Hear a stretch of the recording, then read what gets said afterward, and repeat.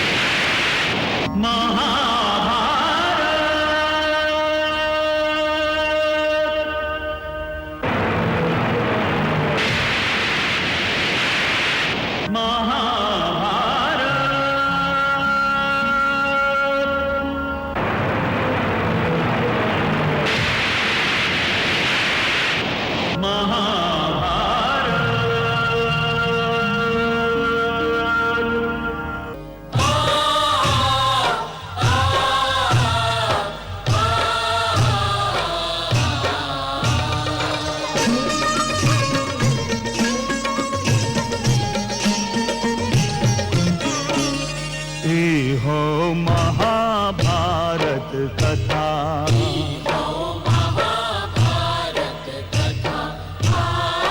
महाभारत कथा,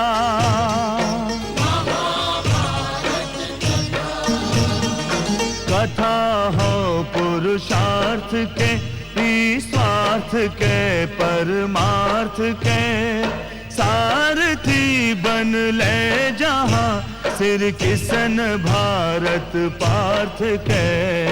हर दिशा में शब्द गूंजन साच सार्थक सर्वथा, हर दिशा में शब्द गूंजन।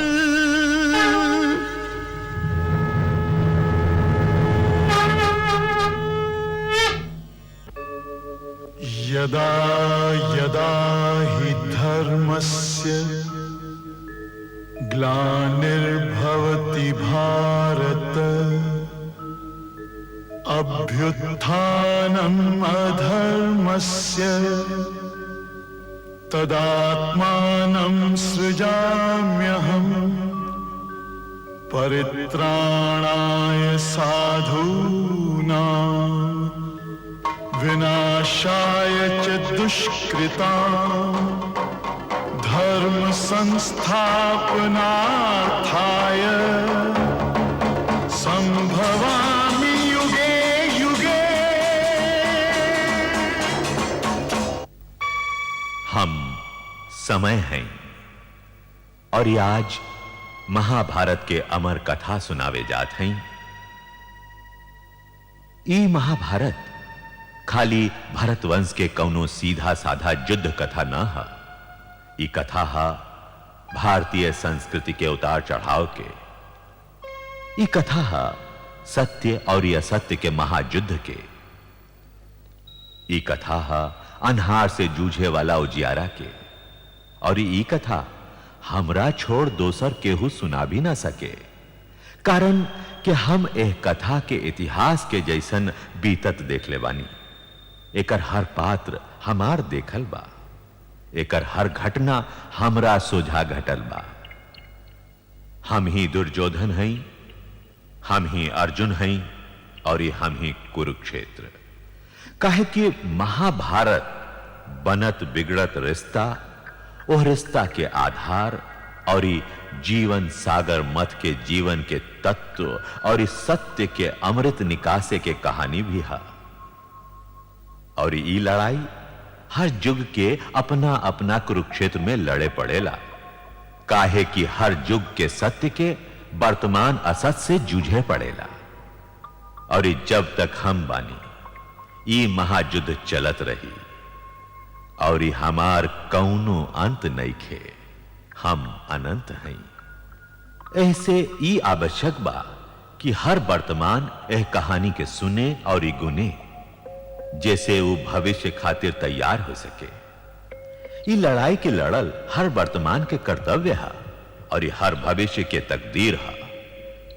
यही से हम कबो गुरु, कबो माई और कबो ऋषि बन के हर नया पीढ़ी के एह कहानी के द्वारा ओकरा के एह महायुद्ध खातिर तैयार करत हई। ये कहानी असल में वही दिन शुरू ना भइल जौना दिन श्री कृष्ण अर्जुन के गीता के उपदेश देलन, या जौना दिन द्रौपदी दुर्योधन के मजाक उड़ौली। ये कहानी ये सब घटना के बहुत पहले दुष्यंत और शकुंतला के बेटा चक्रवर्ती महाराज भरत के विजय यात्रा से लौटला के बाद हस्तिनापुर राज दरबार से शुरू होता। दिग्विजयी चक्रवर्ती महाराज के जय। दिग्विजयी चक्रवर्ती महाराज के जय। दिग्विजयी चक्रवर्ती महाराज के जय। दिग्विजयी चक्रवर्ती महाराज के जय। दिग्विजयी चक्रवर्ती महाराज के जय। दिग्विजयी चक्रवर्ती महाराज के दिग्विजयी चक्रवर्ती महाराज के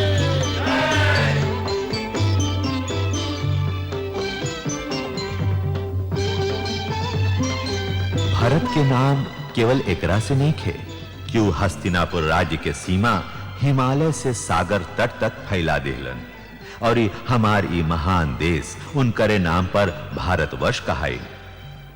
महाराज भरत के बड़ाई एहमे बा कि ऊ अपन राज दरबार के माटी में प्रजातंत्र के पहला बिया रोपलन, और ई जन्म आ कर्म के बीच में एगो रेखा खींच के ई कहलन कि जीवन के अर्थ जन्म ना हा, कर्म हा। काहे कि कुरुक्षेत्र असल में धर्म क्षेत्र हा। महाराज के जय हो। आज हस्तिनापुर के सीमा हिमालय से लेके कुमारी अंतरीप तक फैल चुकल। आर्यावर्त भारतवर्ष कहाए लागे। महाराज समय आ गई, अब रवा अपन युवराज घोषित कर दी। महामंत्री, ई घोषणा चंद्रवंशियन के पूर्णिमा समारोह में कही जाए।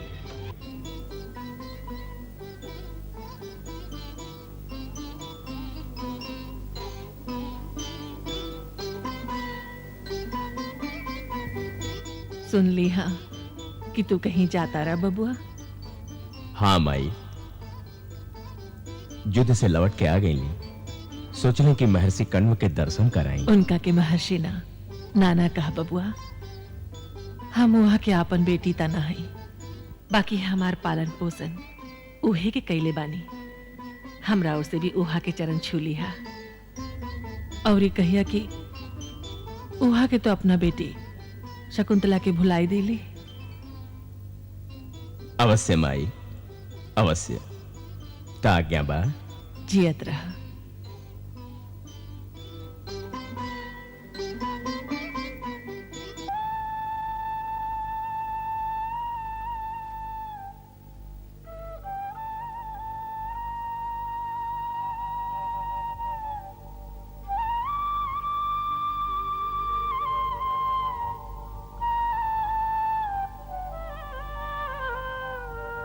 आवा शकुंतला पुत्र।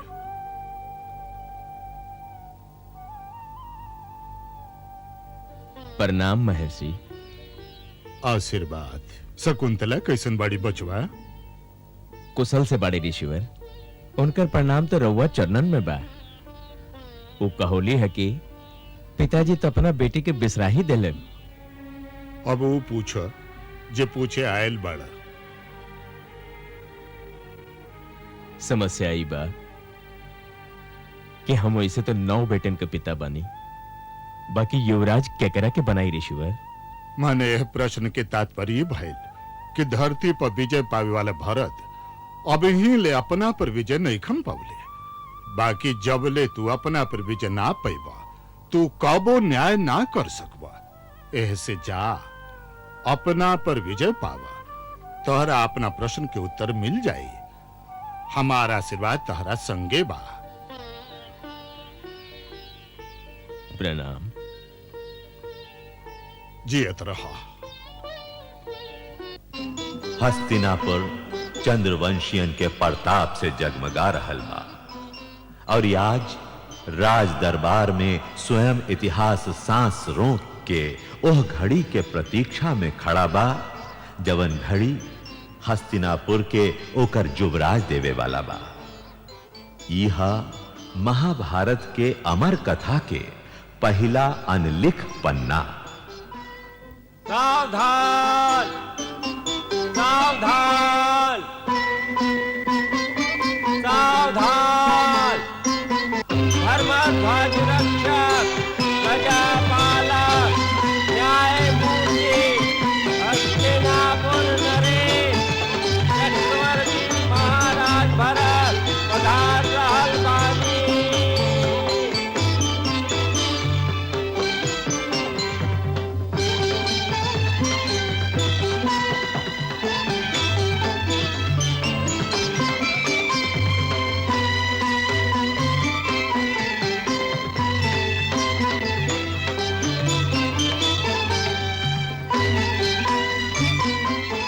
महामंत्री,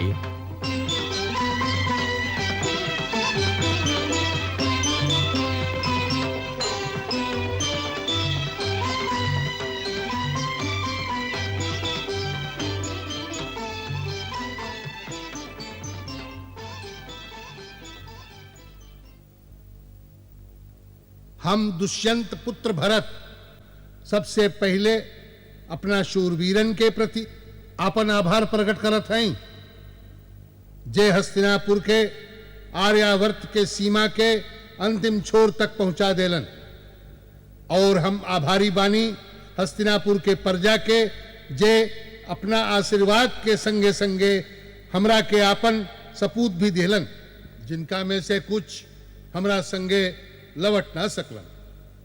हम उनकरा माता पिता के कोटि कोटि प्रणाम करत हैं और आज एह राज सिंहासन से ई घोषणा करत हैं कि कौनो राजा अपन देश और अपन देश के जन समुदाय से बढ़ना होके। राजा के खाली 3 कर्तव्य होला: देश और जन समुदाय के न्याय देना, ओकर रक्षा करना और कोनो ऐसन व्यक्ति के युवराज चुनना जो देश और प्रजा के न्याय भी दे सके और ओकर रक्षा भी कर सके।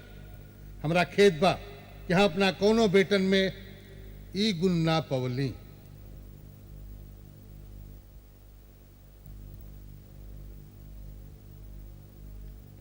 ऐसे हम भारद्वाज भूमन्यु के अपन बेटा मान के उनके युवराज नेमत हैं।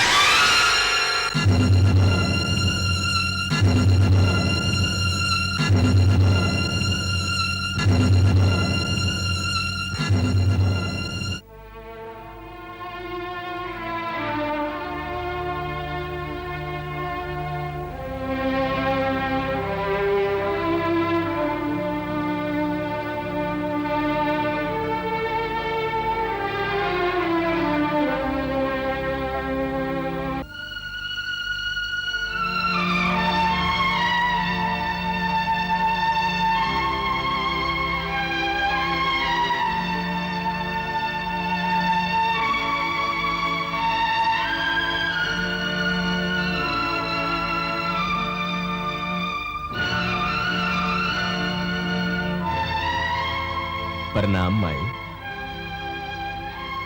जियत रहा। माई, रवा चिंतित लागत है। हम चिंतित ऐसे लागत है, काहे से कि हम चिंतित हैं। कारण माई, नातेदारी के इतिहास में तो पहला बाप बड़ा जो अपना बेटा के अधिकार के हो और के देहलस। तो कैसन बाप हो बेटा? हम एक ऐसन बाप है माई, जे खाली बाप ना, एक राजा भी है। बेटा फिर भी बेटा होला भरत। रउआ माई है, ममता रउआ के विबस कर देहले बा। हम राजा है, न्याय हमरा के जकड़ रख ले बा। हमार परिवार बहुत बड़ बा माई,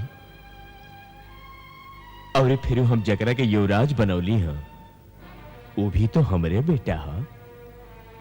काहे कि वो हमरा प्रजा में से ही एक है। सब जन समुदाय हमार परिवार है। यदि हम अपना बेटा के युवराज घोषित कर देती तो ये राज और ये प्रजा दोनों संगे अन्याय हुई। राजमाता, रवा तो गर्व होके चाहिए कि राउर बेटा न्याय कैलस। बाकी भारत के राजनीति के धरती पर लोकतंत्र के इजे आंकुर फूटल रहे, वो कुछ पीढ़ी के बाद हस्तिनापुर नरेश शांतनु के शासनकाल में मुरझा गई, जब जन्म से कर्म बड़ माने लागल गई और ये वर्तमान के एगो अनजान भविष्य के दांव पर लगा दिहल गई। असल में वही दिन से महाभारत खातिर कुरुक्षेत्र के रणभूमि साजे लागल। शांतनु के कहानी असही शुरू होता। एक दिन महाराज शांतनु गंगा तट पर शिकार खेलत रहन।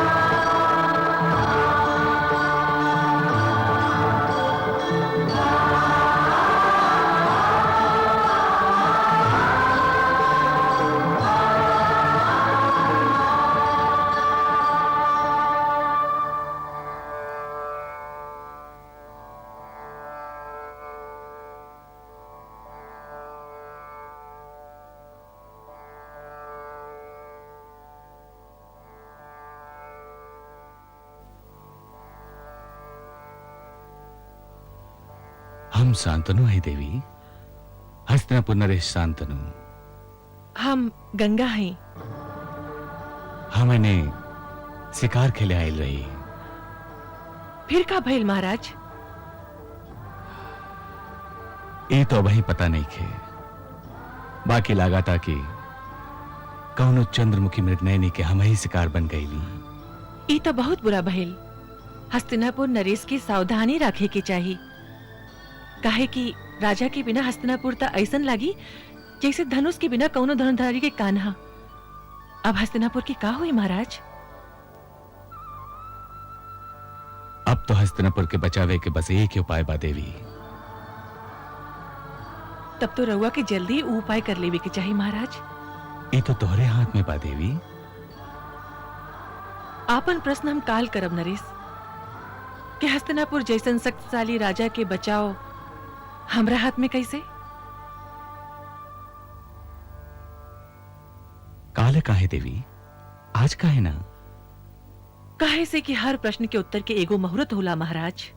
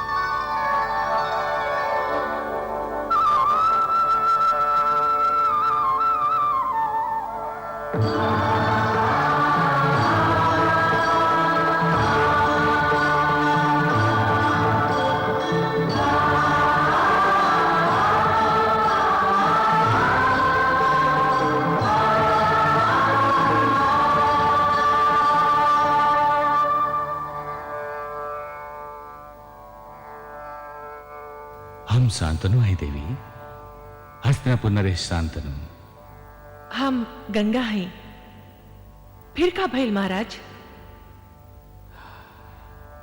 ये तो वही पता नहीं खे, बाकी लगाता कि कौनो चंद्रमुखी मृगनयनी के हम ही शिकार बन गईली। ई तो बहुत बुरा भइल। हस्तिनापुर नरेश की सावधानी रखे के चाहिए, काहे कि राजा के बिना हस्तिनापुर तो ऐसन लागी जैसे धनुष के बिना कौनो धनुधारी के कान्हा। अब हस्तिनापुर की का हुई महाराज? अब तो हस्तिनापुर के बचावे के बस एक ही उपाय बा देवी। तब तो रउआ के जल्दी ऊ उपाय कर लेवे के चाहिए महाराज। ये तो तोहरे हाथ में बा देवी। आपन प्रश्न हम काल करब नरेश कि हस्तिनापुर जैसन शक्तिशाली राजा के बचाओ हमरा हाथ में कैसे? काले काहे देवी, आज काहे ना? काहे से कि हर प्रश्न के उत्तर के एगो मुहूर्त होला महाराज।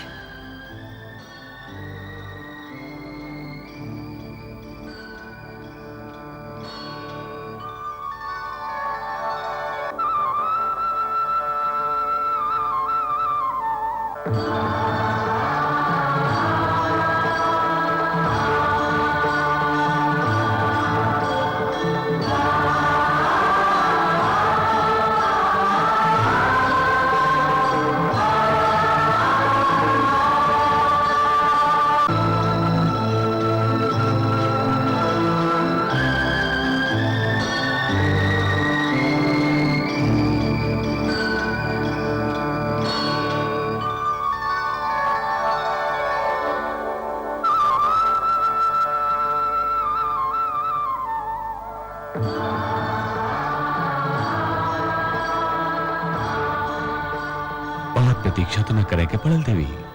प्रतीक्षा तो करी पड़ल, बाकी बहुत ना।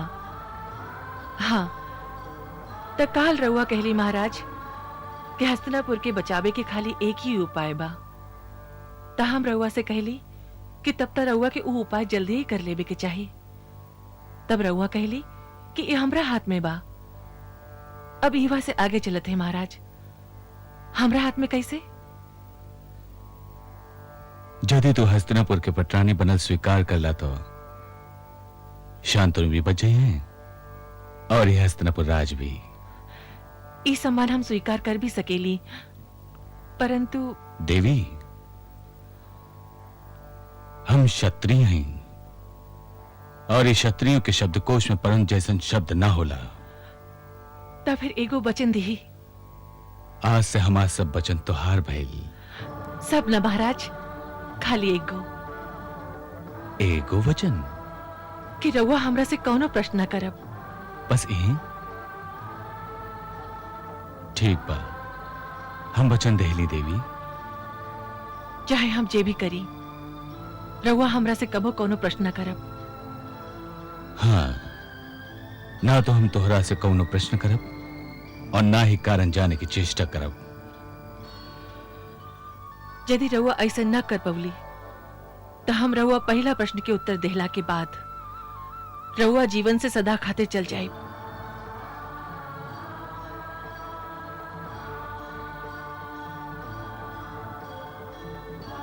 स्वीकार बा देवी।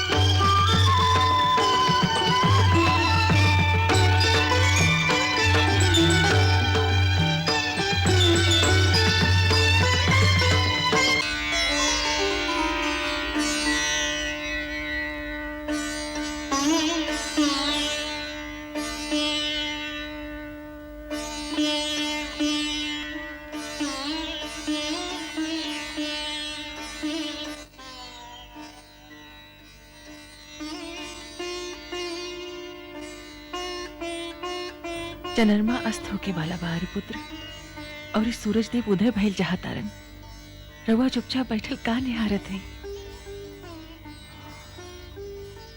हम मुझे देखत हई जहां चंद्रमा अस्त भइले और सूरज उदय होके वाला बाड़न। तुहारी नयन हमार वर्तमान एजे अस्त भइल रहे और हमार भविष्य एजे से उदय हुई। जीवन में आज पहला बार मन कहा था कि हम कभी काहे ना भइली।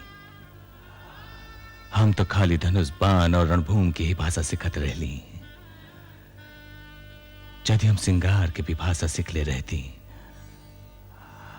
तो हम तोहरा के बतौती पिया कि तुहारी आंख कितना गहिर बा। ढूंढ जैसे कचनार और ढाक के पन में आ गई। हमरा के समारा गंगा, हमरा तैरे ना आवे। हमें आखिन के था सागर में डूबत जात है।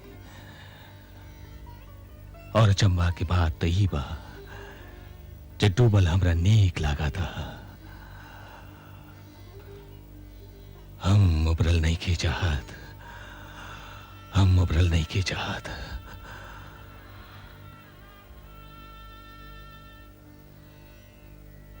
ए आखिर में राज और राजनीति नहीं खे हरे पुत्र। लोग कहिए गंगा हस्तिनापुर से ओकर राजा छीन ले ले। अब हम राज और राजनीति के बारे में सोचल नहीं की चाहत प्यारी। काहे हरे पुत्र? काहे कि हम गंगा स्नान करत हई।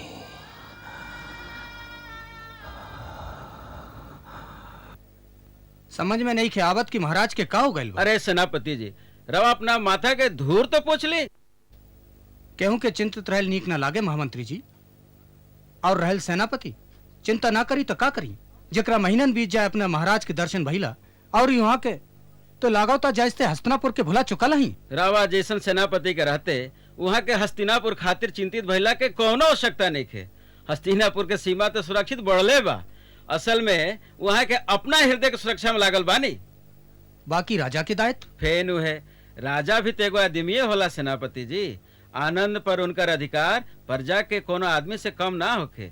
राजा प्रजा के सुरक्षा करेला तो प्रजा के एक कर्तव्य ना हो कि वो भी राजा के आनंद के सुरक्षा करे। यदि राजा सुखी ना रही तो ना तो प्रजा के सुख के समझ पाई और ना ही ओकर सुरक्षा कर पाई। ऐसे वहाँ के अपना आनंद गंगा में स्नान करे दी सेनापति जी। बाकी कबले महामंत्री जी? जब ले स्वयं अपना आनंद सागर से निकलल ना चाहस तब ले। बाकी वो दिन कब आई? रावा चिंता मत करी सेनापति जी। विवाहित जीवन के रस आवश्यक है, ओकरा बिना जीवन पूरा ना होला। रावा युवराज के जन्म के प्रतीक्षा करी। उनका जन्म लेते ही महाराज के ए आनंद सागर से तैर के निकले आ जाए। ली वो दिन भी आ गई।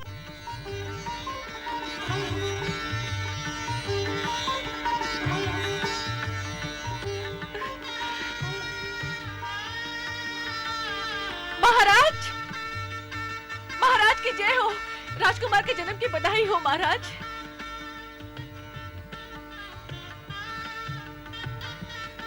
तू देख ली उनका? दिख ली महाराज। रंग कैसे बा? जैसे जैसे दूध में थोड़ी सा गुलाल मिला देहल गई हो कि महाराज।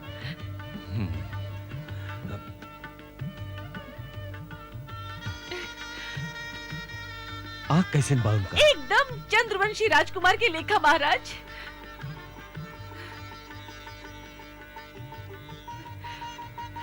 महाराज की जय हो।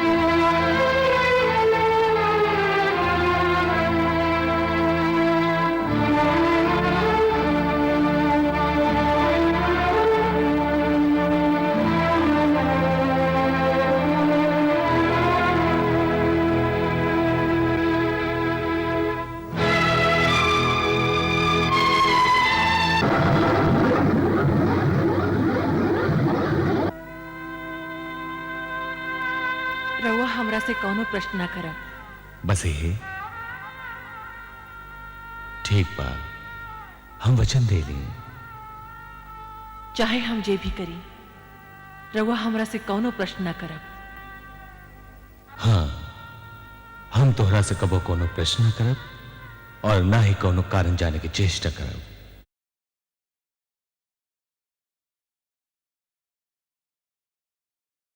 यदि हम समय ना रहती त जवन दृश्य हम अभी अभी देखली हाँ, ओकरा देख के हमार आंख पथरा गईल रहित। बाकी हस्तिनापुर नरेश शांतनु के लगे त हमरा जैसन आंख नहीं खेनू। उ त बस एगो पिता हवन। उनकर दुखी हृदय कौनो हाल में ओह सत्य के स्वीकार करे के तैयार नहीं खे, जेकरा के उ स्वयं अपना आँखिन देखलन हा कि स्वयं एगो माई अपना पहला बेटा के जन्म देते नदी में बहा देली। शांतनु मौन रहेले, काहे के बचन से बन्हाइल बाड़न। गंगा उनका मौन के अपना मुस्कान से चुनौती देत चल गई। बाकी हम तो समय हैं, हम तो शांतनु के दोसर का बेटा के भी भविष्य जानत हैं।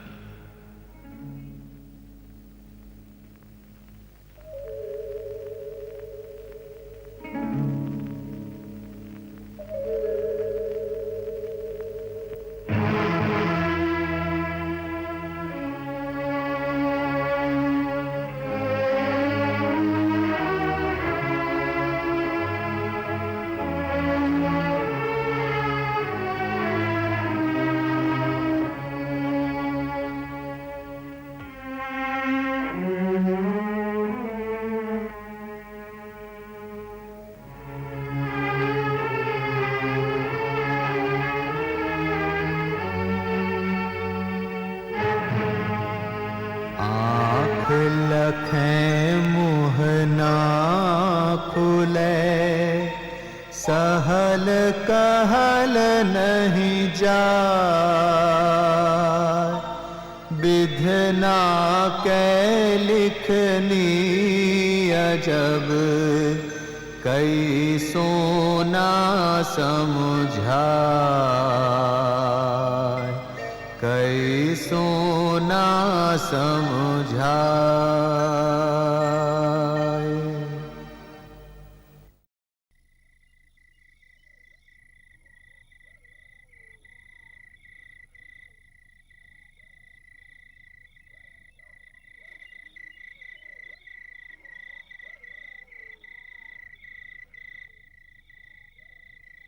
महाराज,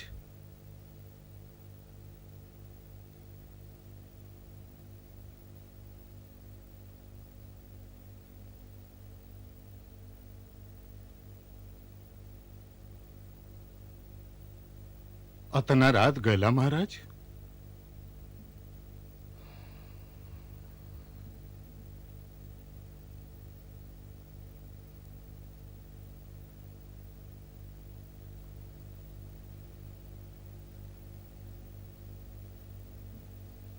हम मनारे के ऐसे दलदल में फंस गई नहीं राजगुरु, कि दिन और रात के अंतर ही भूल गई नहीं। दिन भी रात लेखा करिए बा। यदि आदमी अपन आंख बंद कर ली तो ओकरा अनहार के अलावा और ही कुछ लौक ना सके महाराज। ऐसे आंखें खोली और ये देखी, सूरज अपना समय के अनुसार उदय भी होला और ये अस्त भी।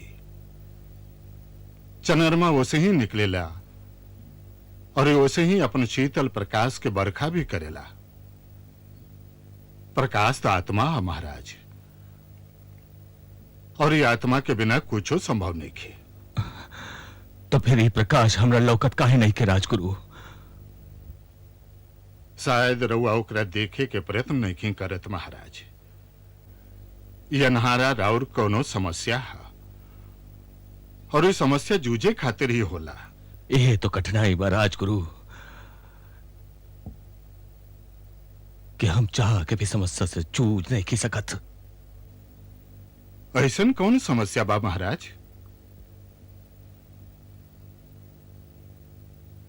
महारानी हमरा दू बेटन के हत्या कर चुकल भाड़ी और हम देखत रहे के सिवाय कुछ न कर सकली। काहे महाराज?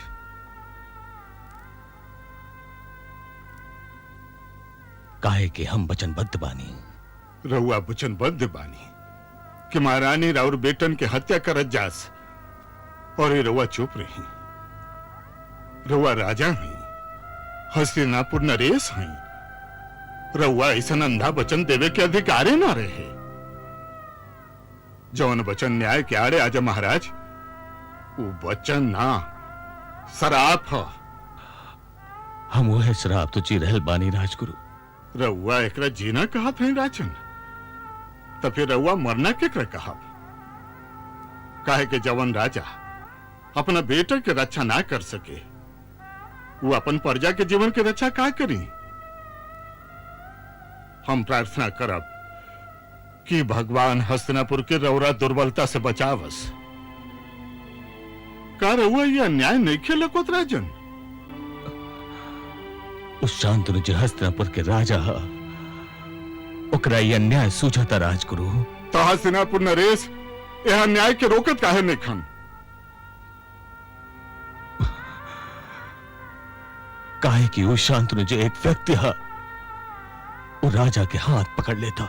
राजा खाली राजा होला, व्यक्ति बने के ओकरा कोनो अधिकार ही नहीं खे। रउर जीवन जन समुदाय खातिर हा। ऐसन वचन दे के रउआ राज धर्म के भंग कैले बानी। हम तो रवा से सहायता मांगे आयल रही राजगुरु। राजा के मांगल नीक ना लगी राजन।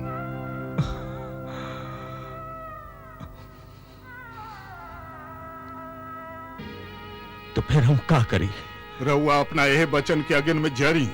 यह राउर भाग्य भी बा और यह राउर प्रायश्चित भी। लांछन और ताना के बांध के मार सही और स्वयं अपन सहायता करके अग्नि के सागर से बाहर निकस आए। राउर यही दुर्बलता से शक्ति के कौन आंख को अवश्य फूटी।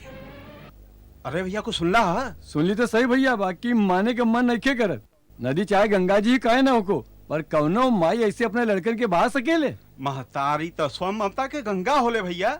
लागता जे महारानी कौनो विशेष माई है। ना तका महतारी के ऐसा लक्षण तो ना होला। एक एक करके 3 राजकुमारन के बहा चुकली। भैया राजमहल के कौनो समाचार तो सुनावा। का सुनाई हो, चौथा कुमार जन्मल बाड़न। अब महाराज के दशा देखल नहीं खे जा।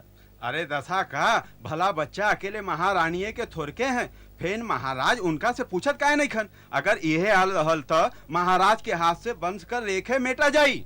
ठीक कहल। यदि महाराज आज चुप रहलन तो चौथो कुमार गइलन।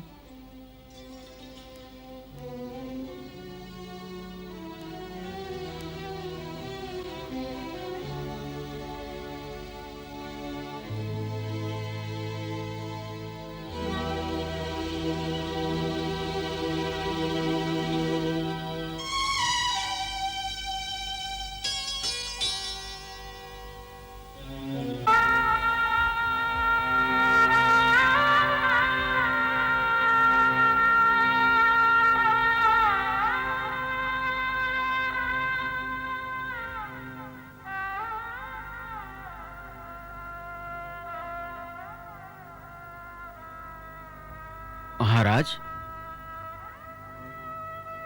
गढ़ी महामंत्री, हम चौथा राजकुमार की मृत्यु पर शोक प्रकट कर रहे महाराज। रवा भूल से हत्या की मृत्यु कह देली महामंत्री।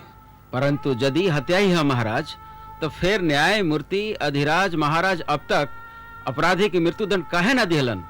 अपराधी की मृत्युदंड ना मिलल ही सिद्ध करता कि हत्या ना हो। का रवा व्यंग के उचित समझत है महामंत्री? तो फिर वह महारानी से पूछत काहे नहीं? स्त्री के है महाराज जेकरा के हमनी के महारानी बना दिली? ये स्त्री में तो स्त्री के 3 गुण में से कोनो गुण नहीं के, न चेतना, न प्रेरणा, न ही उत्साह। यदि रवा पति के नाते नहीं पूछ पावत तो राजा के नाते पूछी। काहे कि राज के एगो जुराज दिहल भी राउरे कर्तव्य बा महाराज। यदि हम पूछ सकती महामंत्री तो आज रवा ही जा हमार चौथा बेटा के हत्या पर शोक प्रकट करे खातिर ना आवे पड़ित।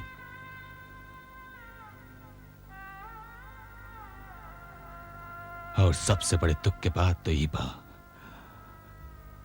कि यदि हमार पांचवा बेटा भइल था ओकर भाग्य भी हमार दुर्भाग्य हुई।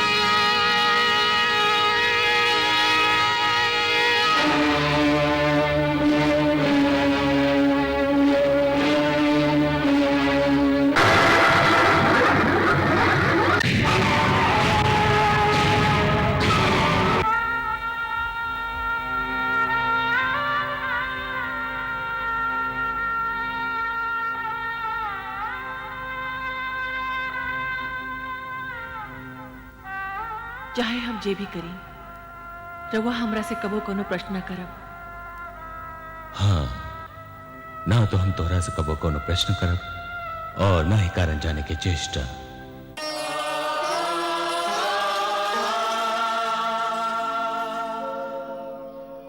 बिन सोचले दिहले वचन का होई परिणाम। सोच समझ के ही करे जिंदगी में हर काम। सीख हम बीतल दिनन से नए जुग को करी स्वागत, करी स्वागत, करी स्वागत, करी स्वागत।